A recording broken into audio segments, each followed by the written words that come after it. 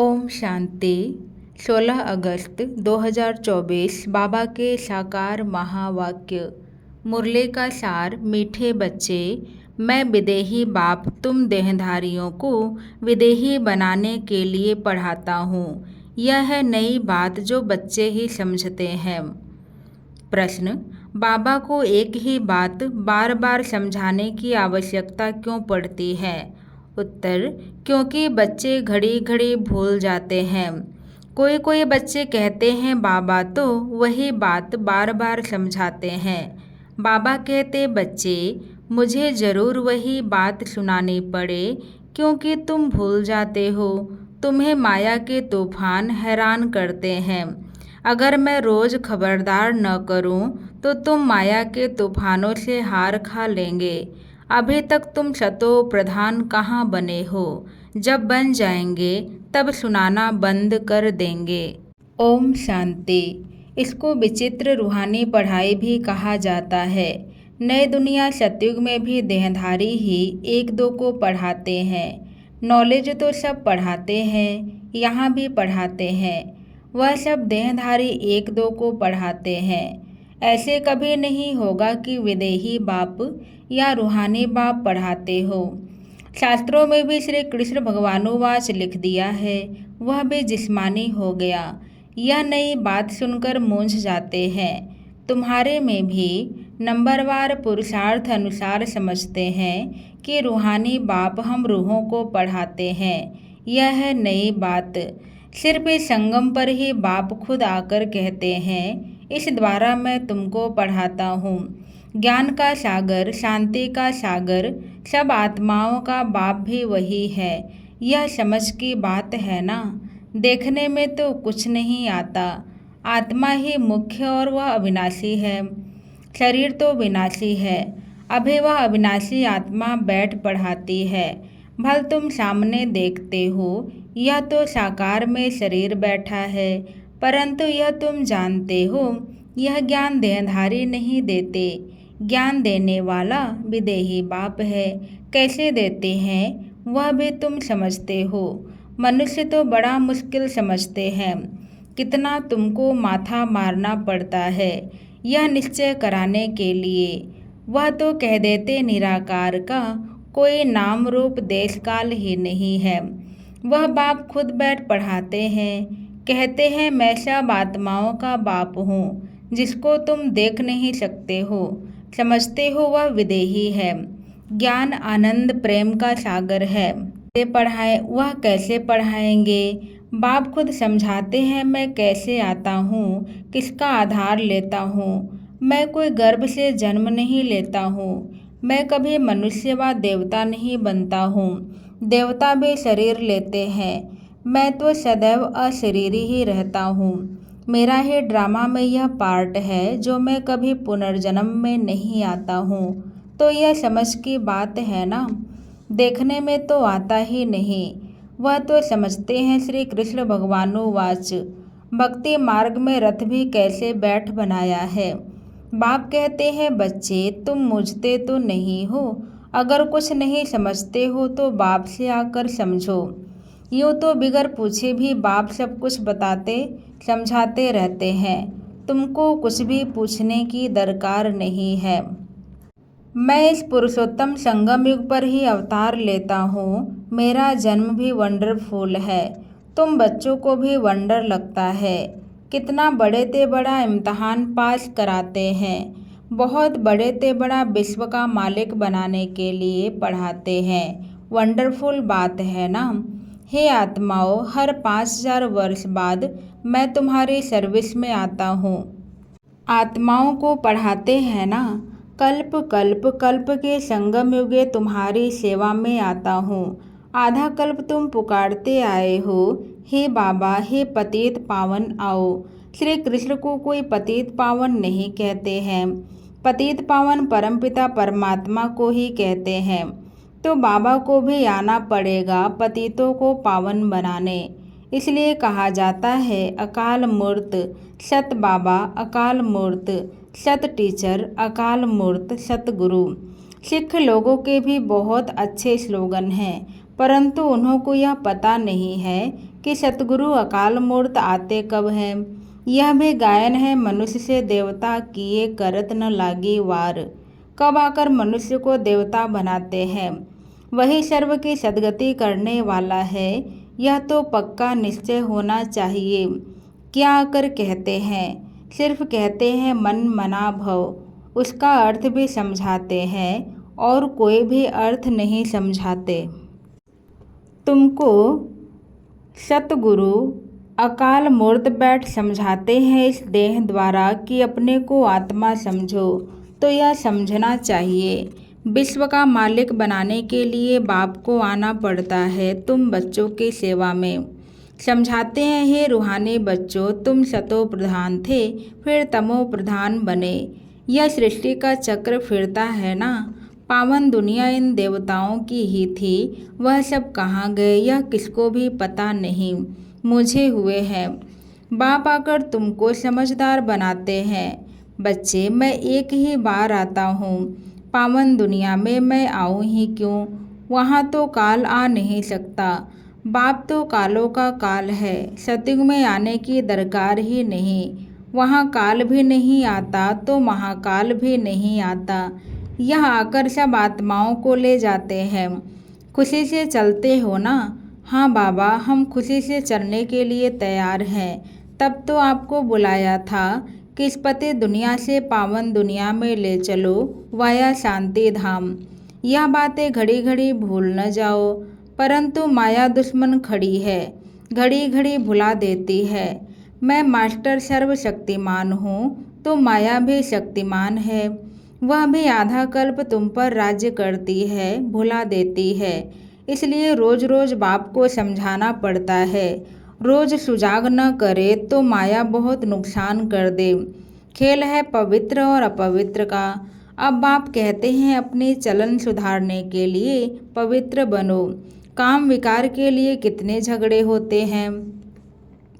बाप कहते हैं अभी तुमको ज्ञान का तीसरा नेत्र मिला है तो आत्मा को ही देखो, इन जिस्मानी नेत्रों से देखो ही नहीं।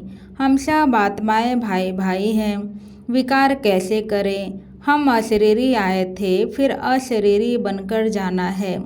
आत्मा सतो प्रधान आई थी, सतो प्रधान बनकर जाना है स्वीट होम। मुख्य है ही पवित्रता की बात। मनुष्य कहते हैं रोज वही बात समझाते हैं, यह तो ठीक है, परंतु जो समझाया जाता है उस पर चले भी ना। करने के लिए समझाया जाता है, परंतु कोई चलते थोड़े ही हैं, तो जरूर रोज रोज समझाना पड़े। ऐसे थोड़े ही कहते हैं बाबा आप तो रोज समझाते हो, वह हमने अच्छी रीति समझ लिया है। अब हम तमो प्रधान से सतो प्रधान बन जाएंगे, आप छूटे, ऐसे कहते हैं क्या।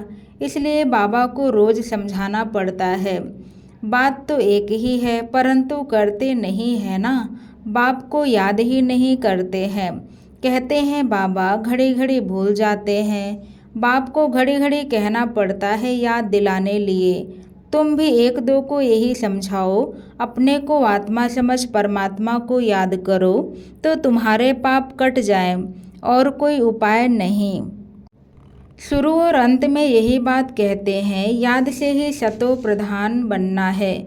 खुद ही लिखते हैं बाबा माया के तूफान भुला देते हैं, तो क्या बाप सावधान न करे, छोड़ दे। बाप जानते हैं नंबरवार पुरुषार्थ अनुसार है। जब तक सतो प्रधान नहीं बने हैं जा नहीं सकते। लड़ाई का भी कनेक्शन है ना। लड़ाई लगेगी ही तब जब तुम नंबरवार पुरुषार्थ अनुसार सतो प्रधान बनेंगे। ज्ञान तो एक सेकंड का है। बेहद के बाप को पाया, अब उनसे बेहद का सुख तब मिलेगा जब पवित्र बनेंगे। पुरुषार्थ अच्छी रीति करना है। कई तो कुछ भी समझते नहीं है। बाप को याद करने का अक्ल भी नहीं आता है। कभी यह पढ़ाई तो पढ़ी नहीं है। सारे चक्र में निराकार बाप से कोई पढ़ा नहीं है, तो यह नई बात है ना। बाप कहते हैं मैं तो हर 5000 वर्ष बाद आता हूँ तुमको सतो प्रधान बनाने। जब तक सतो प्रधान नहीं बने हो तब तक यह पद पा नहीं सकेंगे। जैसे और पढ़ाई में फेल होते हैं वैसे इसमें भी फेल होते हैं। शिव बाबा को याद करने से क्या होगा, कुछ नहीं समझते। बाप है तो जरूर बाप से स्वर्ग का वर्षा मिलना है। बाप एक ही बार समझाते हैं जिससे तुम देवता बनते हो। तुम देवता बनेंगे फिर नंबरवार सब आएंगे पार्ट बजाने। इतनी सब बातें बुढ़ियों आदि की बुद्धि में बैठ न सके तो बाप कहते हैं अपने को आत्मा समझ, बाप को याद करो। बस वही शिव बाबा सब आत्माओं का बाप है। शरीर का बाप तो हर एक का अपना अपना है। शिव बाबा तो है निराकार, उनको याद करते करते पवित्र बन शरीर छोड़ फिर बाप के पास जाकर पहुंचना है। बाप समझाते तो बहुत है परंतु सब एक रस नहीं समझते हैं। माया भुला देती है, इनको युद्ध कहा जाता है। बाप कितना अच्छी रीति बैठ समझाते हैं, कितनी बातों की स्मृति देते हैं। मुख्य जो भूले हुई हैं उनकी लिस्ट बनाओ। एक बाप सर्वव्यापी की। भगवानुवाच मैं सर्वव्यापी नहीं हूँ, सर्वव्यापी तो 5 विकार है। यह बड़ी भारी भूल है। गीता का भगवान श्री कृष्ण नहीं परमपिता परमात्मा शिव है। इन भूलों को सुधारो तो देवता बन जाएंगे।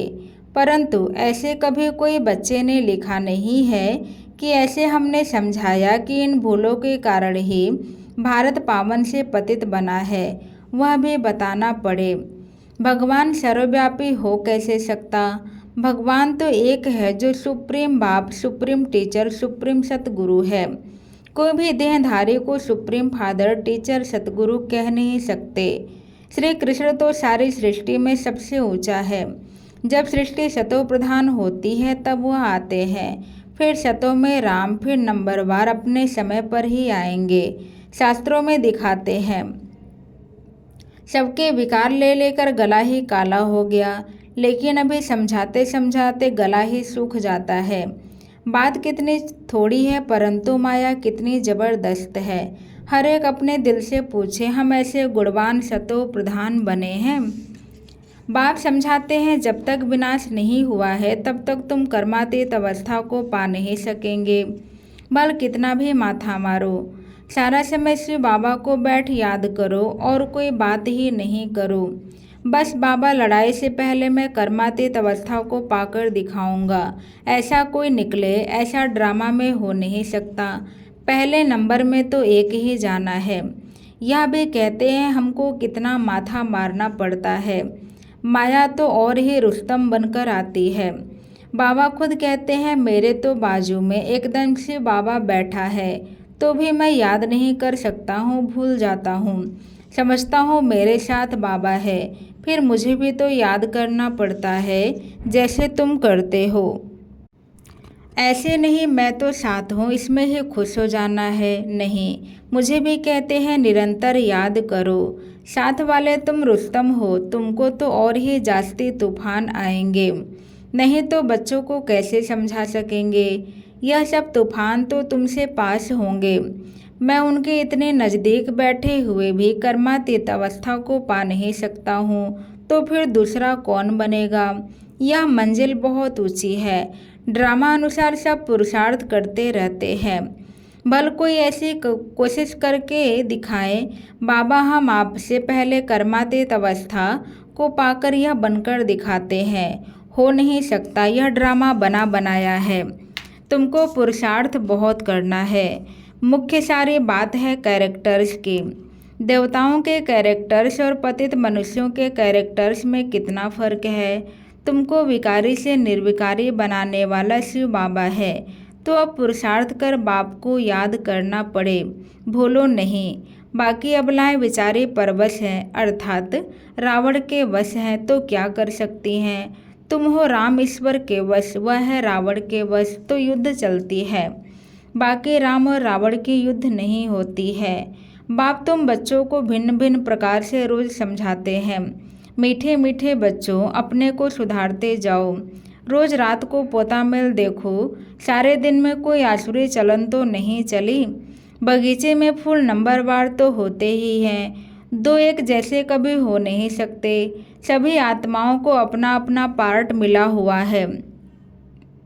हर एक एक्टर्स पार्ट बजाते रहते हैं। बाप भी आकर स्थापना का कार्य करके ही छोड़ते हैं। हर 5000 वर्ष के बाद आकर विश्व का मालिक बना ही देते हैं। बेहद का बाप है ना, तो ज़रूर नई दुनिया का वर्षा देंगे।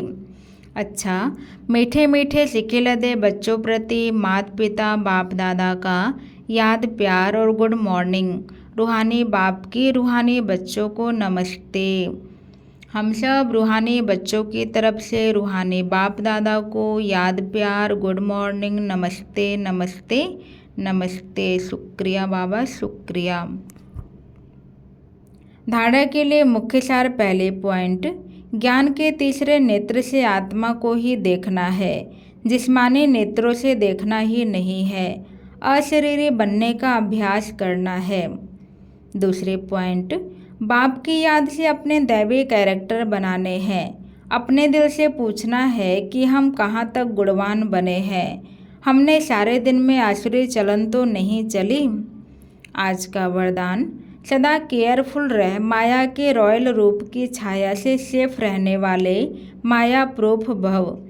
वर्तमान समय माया रियल समझ को, महसूसता की शक्ति को गायब कर रॉन्ग को राइट अनुभव कराती है। जैसे कोई जादू मंत्र करते हैं तो परवश हो जाते हैं, ऐसे रॉयल माया रियल को समझने नहीं देती है। इसलिए बाप दादा अटेंशन को डबल अंडरलाइन करा रहे हैं। ऐसा केयरफुल रहो जो माया की छाया से सेफ माया प्रूफ बन जाओ। विशेष मन बुद्धि को बाप की छत्र छाया के सहारे में ले आओ। आज का स्लोगन, जो सहज योगी है उनको देखकर दूसरों का भी योग सहज लग जाता है। जो सहज योगी हैं उनको देखकर दूसरों का भी योग सहज लग जाता है। अच्छा, ओम शांति।